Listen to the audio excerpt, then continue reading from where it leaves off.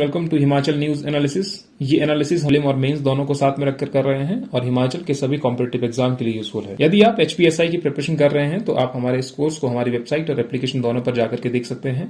Application का link आपको description में मिल जाएगा। चलिए शुरू करते हैं। आज की पहली न्यूज है, Shobha Singh remembered pen always missed Lahore art school. तो ये हमारे मेंस पॉइंट ऑफ व्यू से कहां पर इंपॉर्टेंट रहेगा? Survey of artistic and culture heritage temple Buddhist monasteries and paintings. इस आर्टिकल में हृदय पॉल सिंह जो उनके ग्रैंडसन हैं, उन्होंने अपने दादाजी के बारे में इस आर्टिकल में बताया है कि किस तरीके से वो पेंटिंग से प्यार करते थे और जब वो लाहौर से खाली हाथ भारत पहुंचे तो किस तरीके की उनकी यादें लाहौर से जुड़ी हुई थी। तो बेसिकली हमें यहाँ पर शोभा सिंह जी के बारे में जानना पड़ेगा।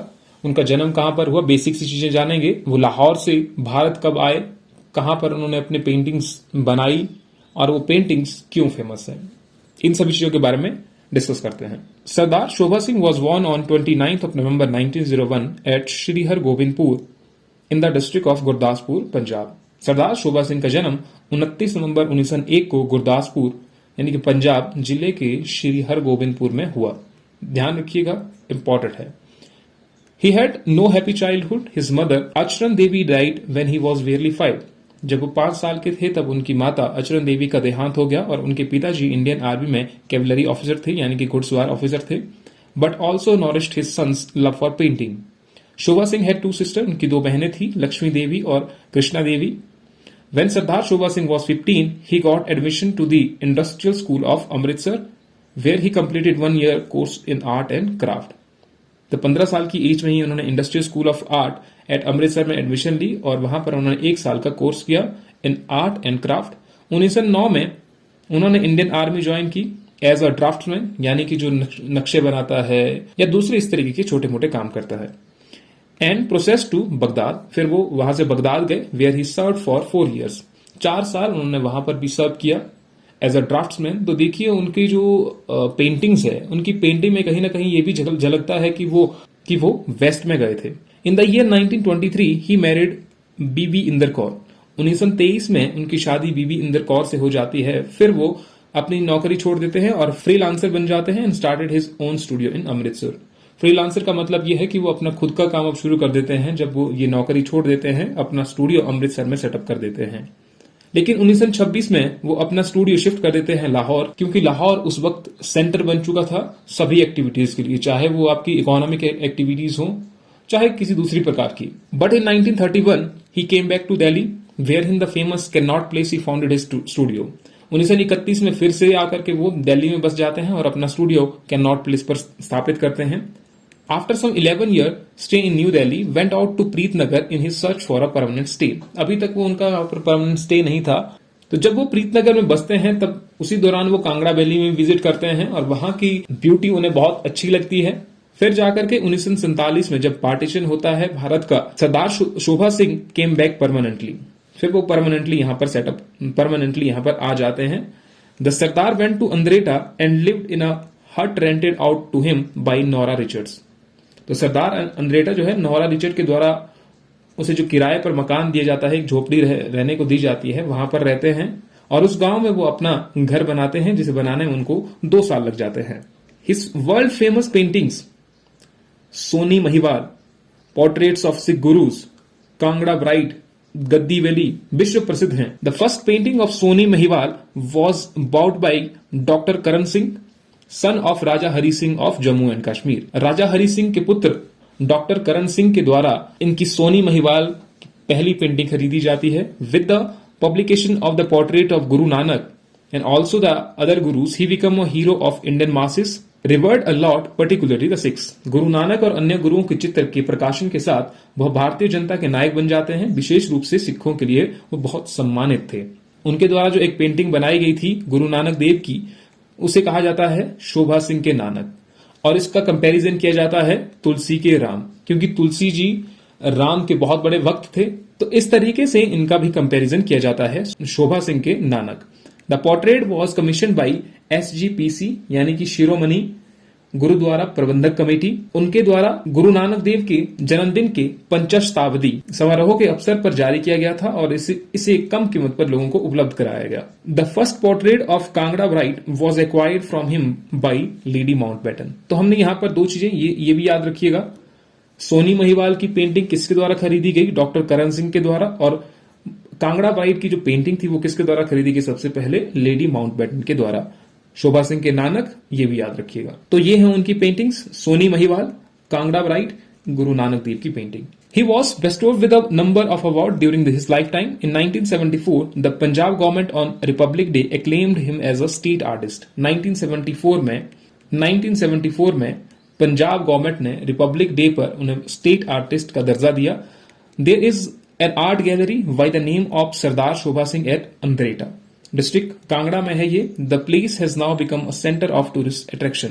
1989 में सरदार शोभा सिंह की मृत्यु हो जाती है। तो इस पूरे आर्टिकल को ध्यान में रखिएगा। इस आर्टिकल में बेसिकली यही कहा गया है, जब वो लाहौर से भारत आए तो उनके साथ बहुत सारी यादें जुड़ी हुई थी।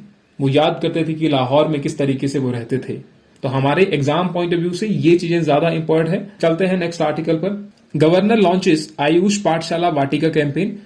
इस टॉपिक को हमने पहले ही कवर कर लिया है, तो वहां पर आप पूरे तरीके से इस आर्टिकल के बारे में देख सकते हैं।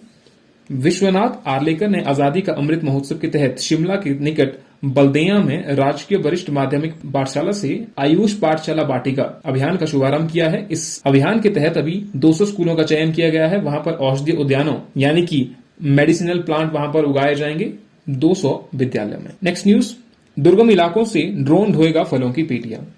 अगर ये टेक्नोलॉजी हिमाचल प्रदेश में आ जाती है तो जो दुर्गम स्थान है जहां पर कनेक्टिविटी अभी तक नहीं है, तो उनके लिए ये बहुत ही सुविधाजनक हो सकता है। अभी देखते हैं, इस पर काम चला हुआ है सूचना एवं प्रौद्योगिकी विभाग के द्वारा।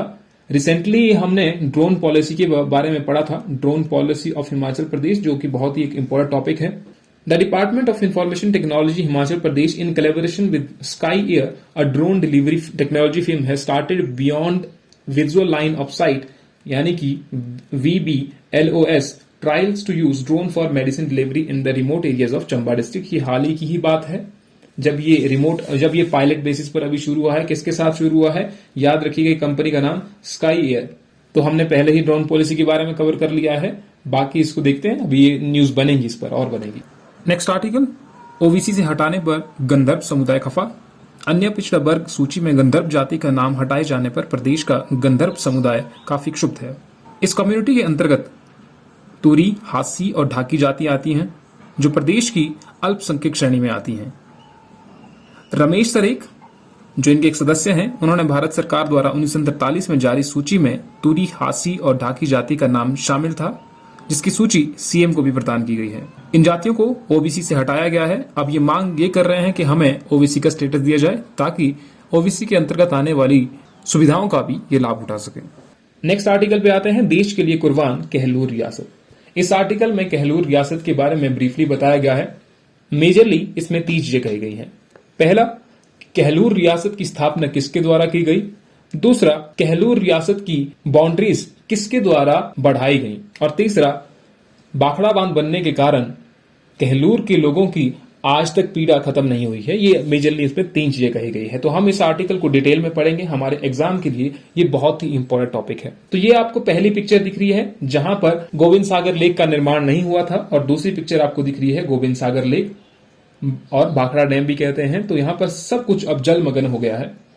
तो देखते हैं पहले, कहलूर रियासत यानी वर्तमान में हिमाचल प्रदेश का बिलासपुर जिला। पौराणिक मान्यताओं के अनुसार हजारों वर्ष पूर्व महामृत्युंजय मंत्र के रचयिता महर्षि मार्कंडेय की कर्म भूमि तथा विश्व के बड़े महाकाव्य महाभारत व 18 पुराणों के रचनाकार महर्षि वेद व्यास जैसे महान ऋषियों की तपोस्थली बिलासपुर ही है।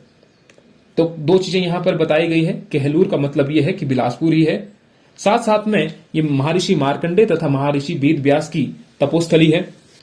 सतयुग में देवी सती के नेत्र बिलासपुर के इसी मुकद्दस धरा नैना देवी में गिरे थे, जहां पर आज नैना देवी टेम्पल है और नैना देवी धार भी है। बिलासपुर में 7 धारें हैं, तो उनमें से एक नैना देवी धार भी है।